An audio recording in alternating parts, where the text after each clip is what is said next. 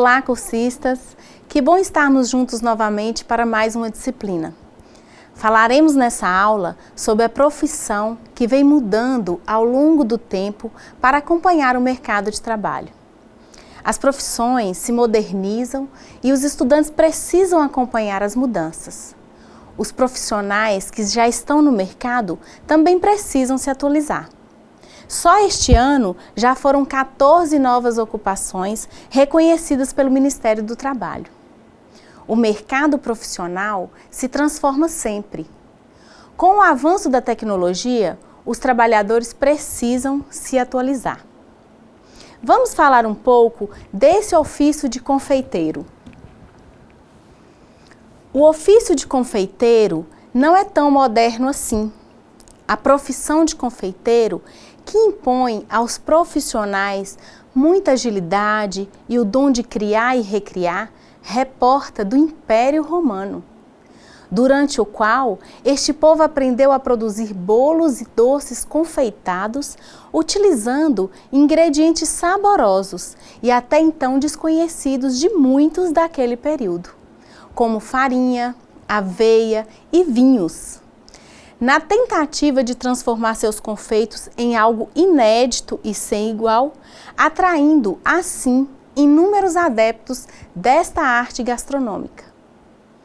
O trabalho do confeiteiro atinge diretamente os sentidos humanos, principalmente o paladar. Percebemos assim a responsabilidade que está em nossas mãos, pois com os nossos produtos podemos atrair ou afastar possíveis consumidores. O trabalho do confeiteiro, além de trazer muito respeito, traz também muito trabalho, exigindo do profissional, como já dito no início da aula 1, muito amor e paciência. A jornada do trabalho, ela é bem diversificada, mas normalmente os profissionais começam a trabalhar às 23 horas e só finalizam a jornada por volta das 5 horas da manhã, para disponibilizar aos clientes logo cedo uma série de iguarias, que além da quantidade dos produtos finais, os confeiteiros se empenham na apresentação dos mesmos, que muitas vezes se equiparam a uma obra de arte. Vamos falar agora onde trabalhar. Para o profissional desta área, há um leque de opções no mercado, pois além da padaria que citamos, o confeiteiro pode trabalhar por conta própria. Pode trabalhar em lanchonetes, nos supermercados e tantos outros estabelecimentos comerciais. No caso das padarias, lanchonetes e supermercados, além do confeiteiro, que desenvolve as suas receitas, estão presentes outros especialistas, como o nutricionista e o auxiliar de confeiteiro. Os produtos da confeitaria dão muito lucros, mas também não podemos deixar de considerar as perdas, pois os ingredientes são altamente propensos ao perecimento, devendo, portanto, ser consumido em apenas 3 ou 4 dias. Daí a importância daquela organização que nós falamos na primeira aula e do planejamento. Além de zelar pela qualidade dos produtos e sua validade, os profissionais de mercados pequenos também verificam como as coisas estão se desenrolando na seção de confeitaria. Fiscalizam as vendas, o esbanjamento de produtos, entre outros setores do estabelecimento relacionado ao seu trabalho. Este campo é o que mais depende das mãos e do talento dos profissionais que atuam em um supermercado. Portanto, demanda inventividade e a criação de condições mais favoráveis ao rendimento desta área. Os profissionais precisam também experimentar constantemente novas receitas, visando assim distinguir as que produzem melhores resultados e quais ingredientes são mais agradáveis para os consumidores.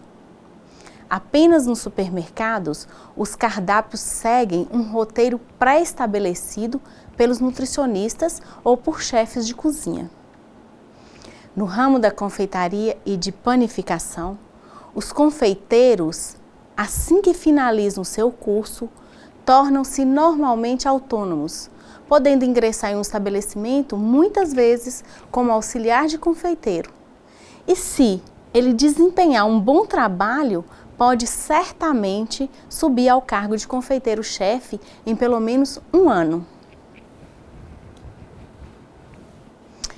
A atualização, a boa aparência, o espírito empreendedor e a disposição para o trabalho é o caminho seguro para conquistar um espaço cada vez maior nesta área.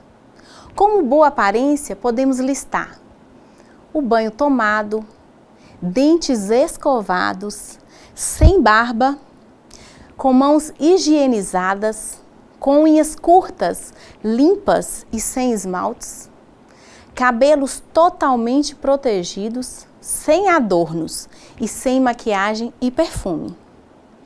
Além disso, usar a vestimenta adequada para manipular alimentos.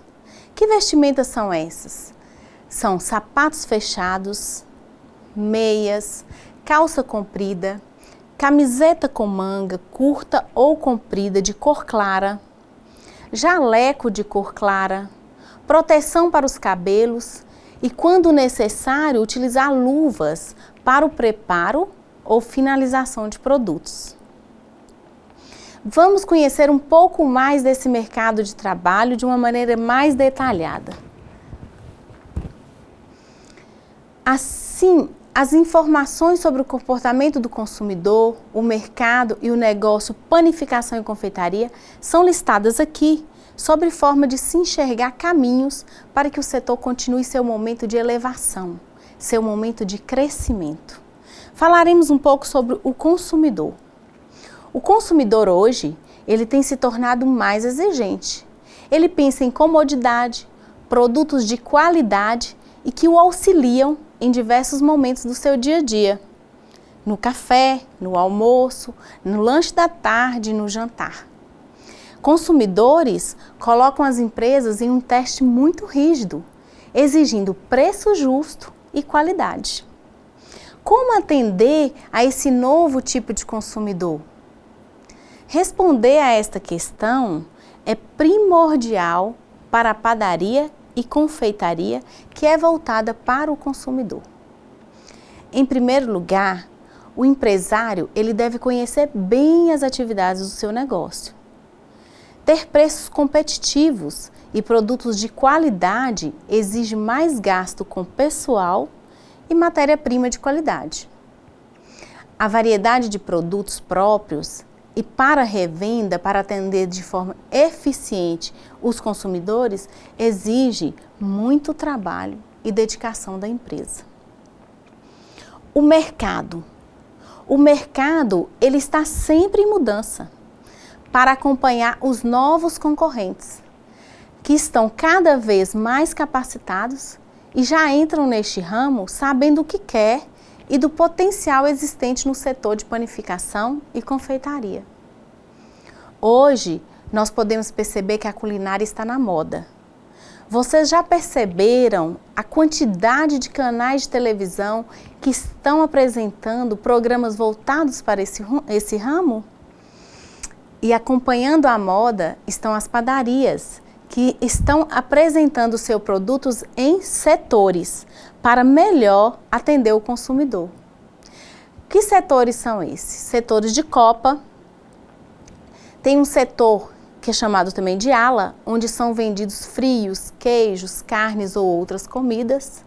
Um espaço bem agradável e aconchegante para lanches e refeições rápidas. O mercado das padarias vê nestes setores de copa um faturamento muito grande, pois nas grandes cidades, tomar café com pão, com manteiga e outras delícias em padarias é um hábito fortemente presente. Podemos então chegar com as seguintes conclusões. A empresa deve conhecer o mercado e se adaptar a ele, sempre observar o nível de qualidade dos seus produtos, oferecer ao cliente atendimento de qualidade, com criatividade, um cardápio bem amplo e um espaço agradável e confortável para o cliente. Passamos então a falar sobre negócio panificação e confeitaria. Muitas padarias e confeitarias também mudaram e continuam mudando.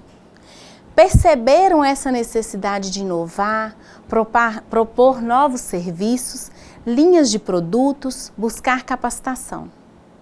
Como já falamos no item anterior, em vários locais, hoje, as padarias se tornaram centros de convivência e gastronomia. Quem nunca quis sentar num espaço de uma padaria para tomar um café com os amigos? E com isso, as panificadoras e confeitarias precisam reunir vários tipos de serviço, que nós falamos acima, que são copa, espaço para lanches e tantos outros. As linhas de produto que estão na moda hoje e se tornou bem lucrativo são os produtos diet, light, orgânicos e funcionais, pois existe um consumidor que está muito antenado à sua saúde. E para atender a uma tendência cada vez maior da procura de alimentos saudáveis, o mercado precisa, esse ramo de panificação e confeitaria precisa se atualizar. A velocidade das mudanças obriga os empresários a buscarem mais profissionais capacitados e criativos, além de novas tecnologias em equipamentos. Vocês conseguem perceber como o mercado precisa do profissional mais criativo e antenado com as novas receitas e paladares? Pois é, como é importante estudarmos e nos atualizar.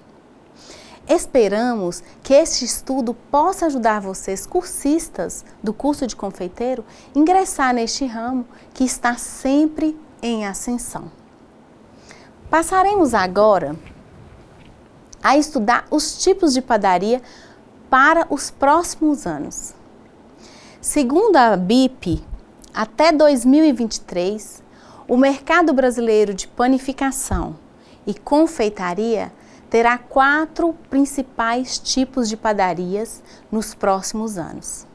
As chamadas padarias gourmet. E quem vai entrar nessa classificação de padaria gourmet? As padarias com mais de 300 metros quadrados ou casas completas. Essas padarias são aquelas padarias de grande porte e elas permanecerão em destaque pela grande quantidade de serviços e produtos que oferecem aos consumidores. Vejamos um pouco sobre a estrutura dessa padaria. Elas iniciam com café da manhã a quilo, depois almoço e também tem pizza e caldos à noite. Além, é claro, da quantidade enorme de pães e produtos variados. Nessas padarias gourmet, a produção é própria e poderão também fabricar e fornecer para outras padarias da rede ou mesmo para o mercado em geral. O outro tipo de padaria são as padarias com espaço entre 100 metros quadrados a 300 metros quadrados de loja. Essas lojas menores irão oferecer produtos com uma opção menor do que a primeira, do que a padaria gourmet, poderão ter produção própria, mas serão de poucos tipos de pães, e o mix de pães e confeitaria pode ser comprado de centrais de produção e ou indústrias de congelados. Passamos para o terceiro tipo. São lojas com menos de 100 metros quadrados. Em função do alto custo de mão de obra e a grande quantidade de impostos, muita gente está aderindo a esse tipo de padaria. Mas a grande mudança virá através deste modelo de padaria.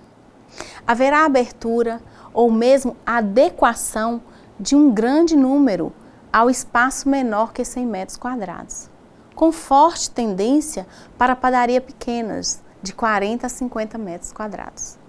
Essas padarias não terão produção de pães e todo o seu mix de produtos virá das fábricas de congelados. Nascerá, desta forma, uma rede de padarias comércio, hoje não existente no Brasil. O quarto e último tipo de padaria que nós podemos listar, que a ABIP previu até 2023, é boutiques de pão. O mercado ele preservará também o surgimento de padarias chamadas de boutique de pão ou pequenos negócios e pequenas lojas, que produzirão pães especiais com fermentação natural e terão um alto valor agregado. Vai ser voltado para um público diferenciado e especialmente exigente.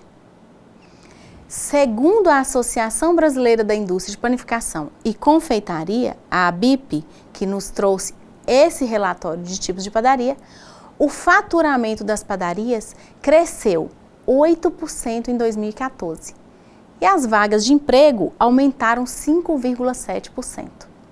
A média salarial varia entre R$ 1.500 e R$ 3.000 e os profissionais mais experientes, que trazem mais novidades, que traz lucro para a empresa, podem ganhar até R$ 5.000. Passamos então a falar um pouco sobre a entrevista de trabalho. Como comportar numa entrevista de trabalho? Se você foi convidado para uma entrevista presencial com um recrutador ou um entrevistador, é sinal de que já passou por um funil, e tanto no processo seletivo. Você pode e deve ficar animado, mas de jeito algum pode achar que já venceu o jogo. Para se sair bem nesta etapa, além de respirar fundo, é claro, você precisa pensar no que vai dizer, na forma como vai organizar sua fala e se preparar mais para as variadas perguntas. Vou trazer para vocês 12 dicas para aumentar as suas chances na sua entrevista. Vamos conferir? Lembrem-se da sua vida profissional anterior. Como assim? Você vai ficar em casa dias antes da entrevista. Pare para pensar nas situações mais importantes da sua vida profissional. O ideal é que você selecione de 5 a 10 situações e avalie o papel que você desempenhou em cada uma. O que você aprendeu, quais foram os desafios. Essa dica é muito importante para quem vai passar por uma entrevista por competência. Aquela em que o entrevistador pergunta sobre situações passadas, em que o candidato precisou trabalhar sob pressão ou teve que liderar um grupo, por exemplo. Outra dica é, se você não teve essa experiência ainda, como eu vou pensar, Patrícia, nessa experiência? Não tem problema, você não teve experiência ainda, você nunca trabalhou, mas você pode pensar nas principais situações da sua vida escolar, por exemplo, você no seu seio familiar, a festa que você organizou para a família, para os amigos, experiências com viagens e tantas outras situações.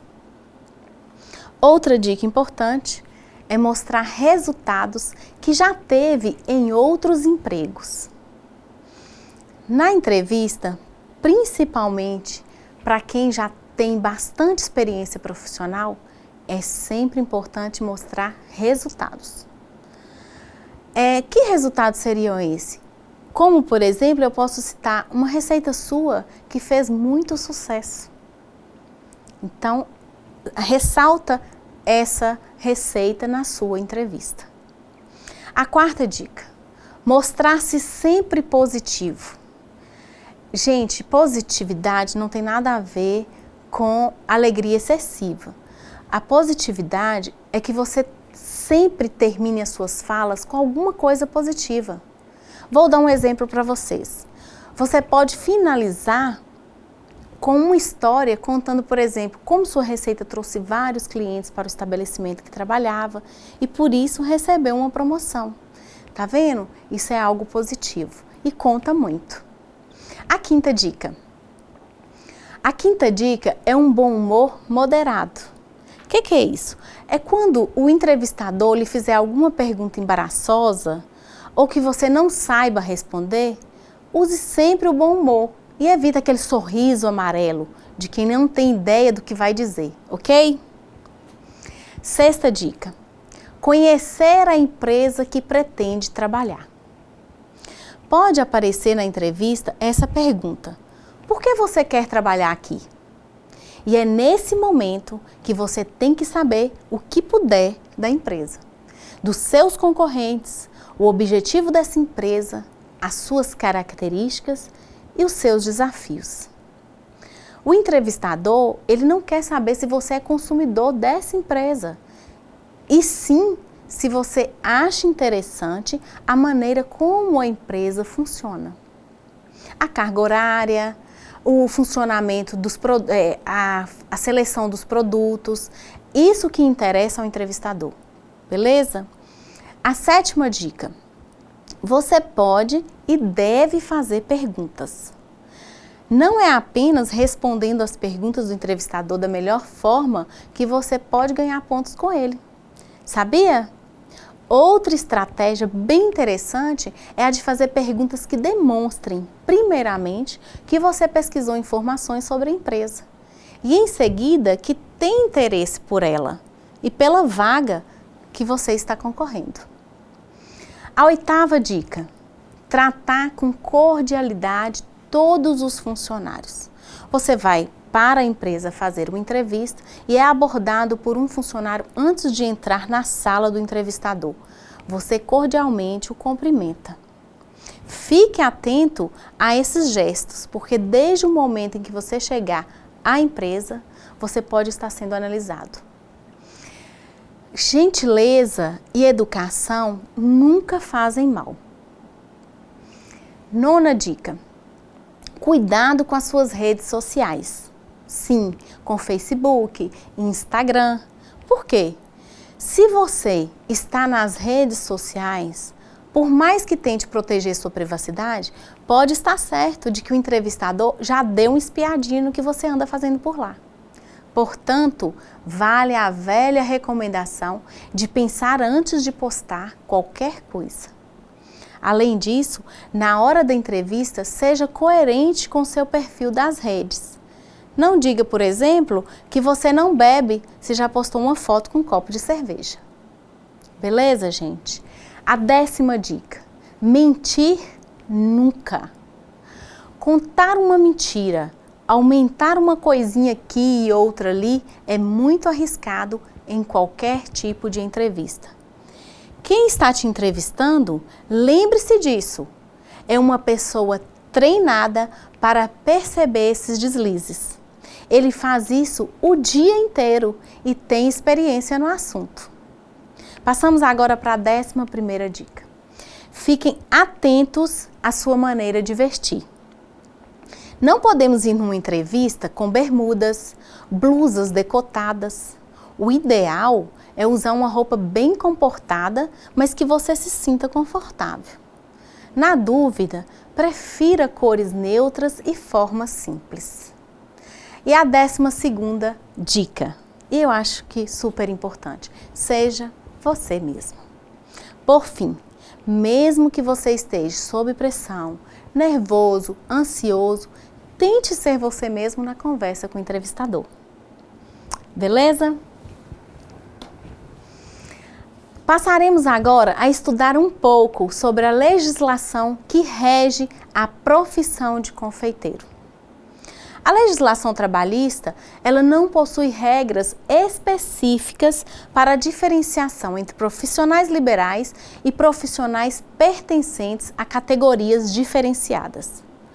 Com o objetivo de facilitar a definição dessas classes de trabalhadores para inclusão no sistema de registro sindical, o Ministério do Trabalho adotou critérios distintos para a classificação, conforme veremos neste comentário. Profissionais liberais. As atividades exercidas por profissionais liberais estão previstas em legislação própria, assim como os requisitos para o desenvolvimento da profissão. Essas atividades são fiscalizadas por entidades de classe, os conselhos profissionais, que além disso definem os procedimentos técnicos e éticos da profissão. De acordo com o Estatuto da Confederação Nacional das Profissões Liberais, o profissional liberal é aquele legalmente habilitado a prestar serviços de natureza técnico-científica de cunho profissional com a liberdade de executar que lhe é assegurada pelos princípios normativos de sua profissão, independentemente do vínculo da prestação de serviço. Os trabalhadores chamados profissionais liberais exercem atividades como empregados, empregadores ou ainda por conta própria, que são os autônomos, sem relação de emprego com a contratante. Esse profissional liberal, ele tem necessariamente que ser registrado no conselho profissional. O conselho do profissional, na entidade de classe, é condição para o exercício da profissão. Nós vamos ver que na profissão de confeiteiro existe o conselho de confeitaria. Assim, orientamos que, ao contratar profissional liberal autônomo, seja solicitado o comprovante de registro no conselho profissional, a fim de o contratante prevenir-se de uma possível caracterização de vínculo empregatício. Outra categoria que vamos estudar, além do profissional liberal, é as categorias diferenciadas. Categoria profissional diferenciada é a que se forma por empregados que exercem profissões ou funções diferenciadas por força de estatuto profissional especial ou em consequência de condições de vida singulares. Esse conceito está presente no artigo 511, parágrafo 3º da CLT. São considerados participantes de categorias diferenciadas os trabalhadores que desempenham atividades de modo diferenciado dos demais, por existência de legislação específica ou porque as funções resultam em condições de vida especiais. Vamos falar um pouco o que é a CLT. Você pode estar se perguntando. A CLT é a sigla para Consolidação das Leis do Trabalho, que nada mais é que um conjunto de medidas que visam regular a vida trabalhista do brasileiro. Ela foi aprovada no dia 1º de maio de 1943, reuniu e sistematizou o conjunto de leis trabalhistas produzidas a partir de 1930. Pois bem, concluímos então que além da CLT, há uma necessidade de uma convenção coletiva de trabalho para amparar as relações de trabalho do confeiteiro. E é chamada de CCT. O que é CCT? Nós vamos falar logo à frente, é um convênio coletivo de trabalho. É um ato jurídico pactuado entre sindicatos de empregadores e de empregados para o estabelecimento de regras nas relações de trabalho em todo o âmbito das respectivas categorias. Uma convenção coletiva de trabalho, ou CCT, acaba determinando obrigações e direitos para as partes. Que partes? Empregados e empregadores, que devem ser respeitadas durante a sua vigência. Ressalta-se que suas cláusulas não podem ferir direitos previstos na legislação, sob pena de nulidade. Costuma criar, para os empregados, condições mais favoráveis que a lei.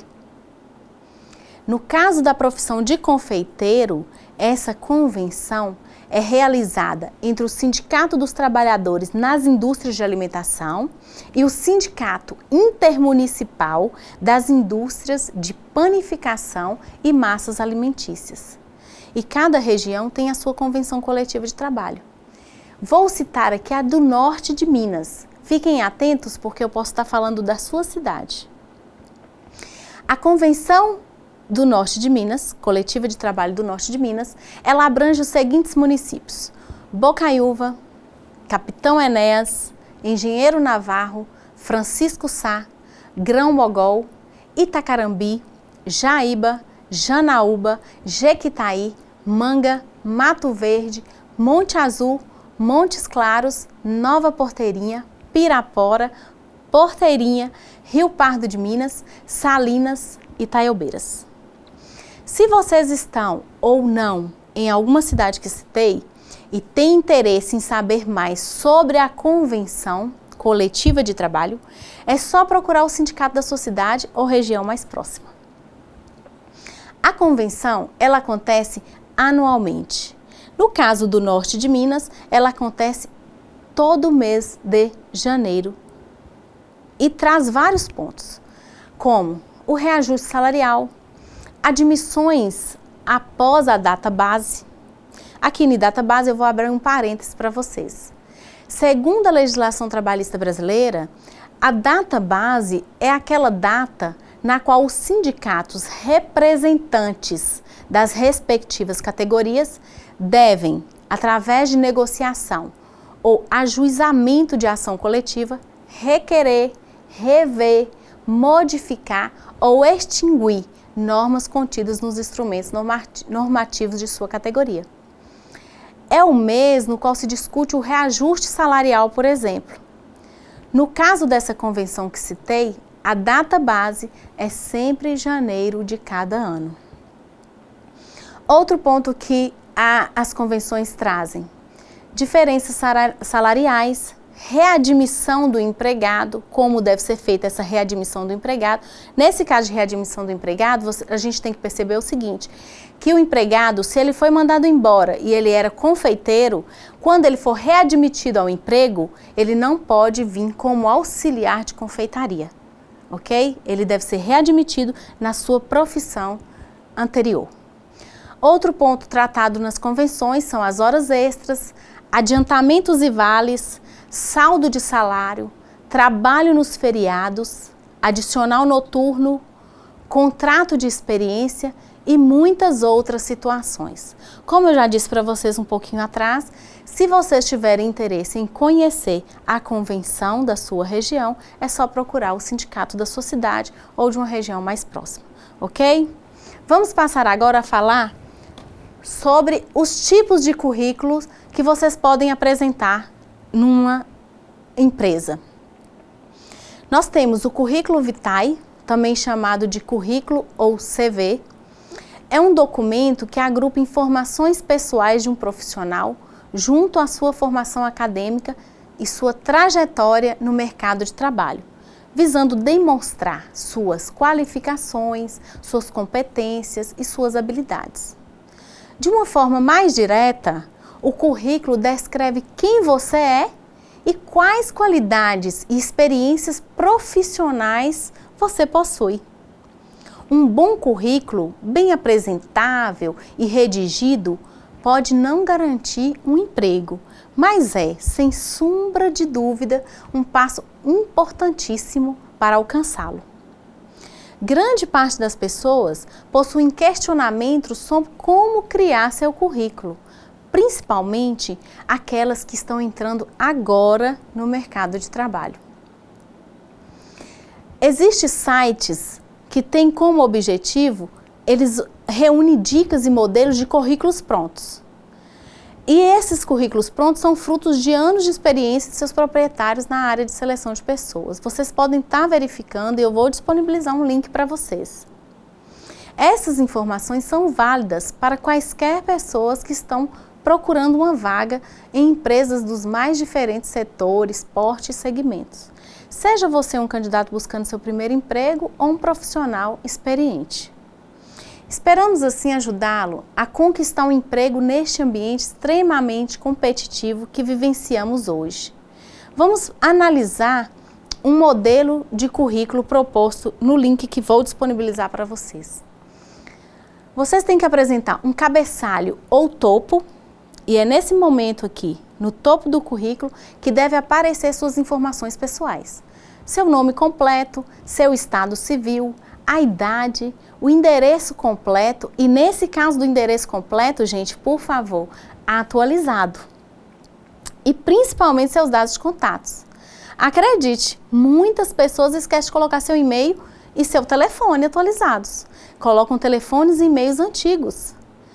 Eles podem até ter sido selecionados, mas perderam assim a oportunidade de uma entrevista. Também o número da carteira de identidade, o CPF, alguns precisam de documento militar, outros não. Beleza? O próximo passo no currículo que vocês devem abordar é o objetivo.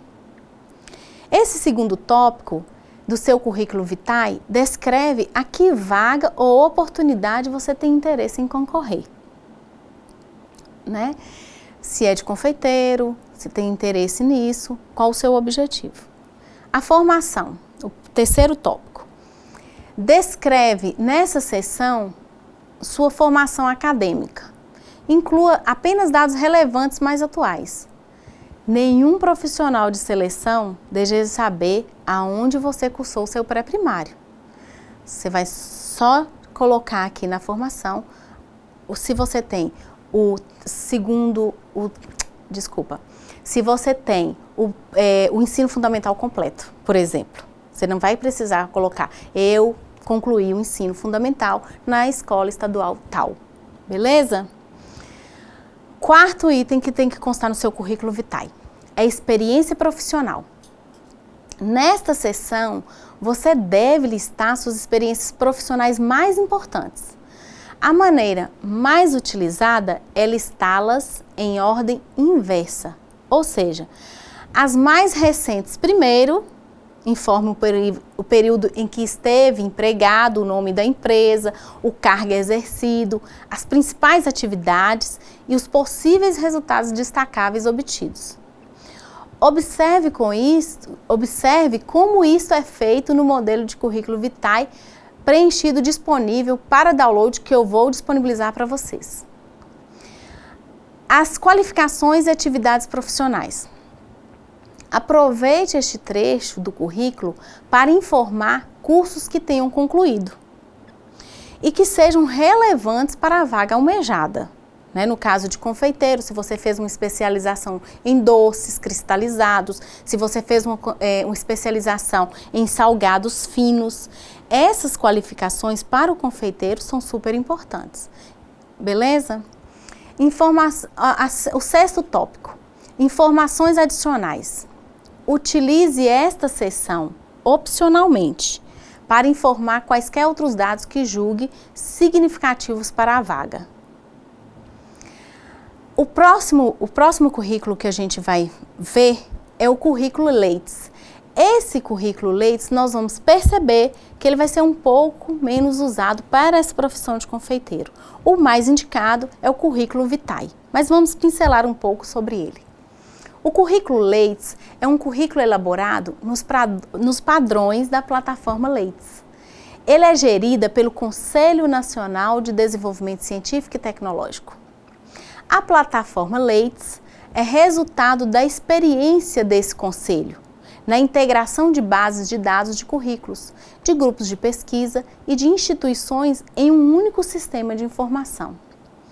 O currículo Lattes, ele se tornou um padrão nacional no registro do percurso acadêmico de estudantes e pesquisadores do Brasil. Percebe aí que esse currículo ele não é tão usado para a nossa profissão. Atualmente, ele é adotado pela maioria das instituições de fomento, universidade e institutos de pesquisa do país. A riqueza de informações, a abrangência e confiabilidade são elementos indispensáveis aos pleitos de financiamento na área de ciência e tecnologia. O currículo Lattes, ele é mais abrangente que o currículo vitae, sendo esta a principal diferença entre os dois. O currículo Lattes, como dito, ele é mais longo, pois ele deve mencionar detalhadamente tudo o que está relacionado com a carreira do profissional. Em geral, espera-se que tenha um currículo Lattes 1 ou 2 páginas para um profissional que está entrando no mercado de trabalho. de 2 a 4 páginas para um profissional com alguma experiência e até cerca de 7 páginas para um profissional experiente. Ele não deve exceder 10 páginas. Todos os dados da plataforma Lattes estão disponíveis ao público para consulta na internet. Gente, por hoje é isso. Espero que tenham gostado da aula e aguardo vocês na próxima disciplina, onde partiremos para a parte mais gostosa, a prática. Bons estudos e até a próxima!